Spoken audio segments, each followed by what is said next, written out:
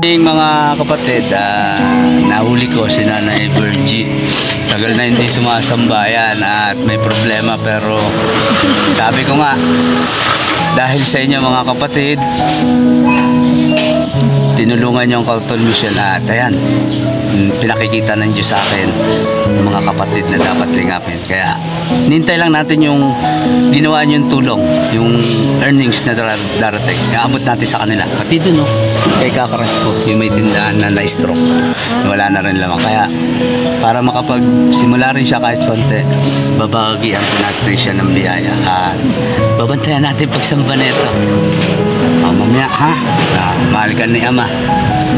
Mamaya magpakita ka para bantayan natin siya mga kapatid. Abangan nyo, makasasamba to siguro 3 months na o 4 months di sumasamba.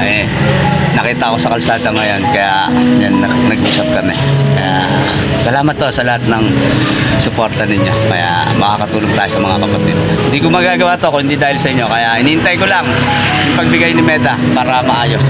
At ibabahagi natin sa mga kapatid na kailangan ng pag-ingat para maramdaman nila yung pag-ibig ni Ama. Dahil ang Facebook o account na to ay mula sa Diyos at galing sa inyo yung tulong na binahagi ng Panginoon Diyos, at ibabahagi natin sa mga kapatid para rating natin, para patuloy silang kahit paano makatawid at makapagtinda na rin sila. Sige, Nay. Okay.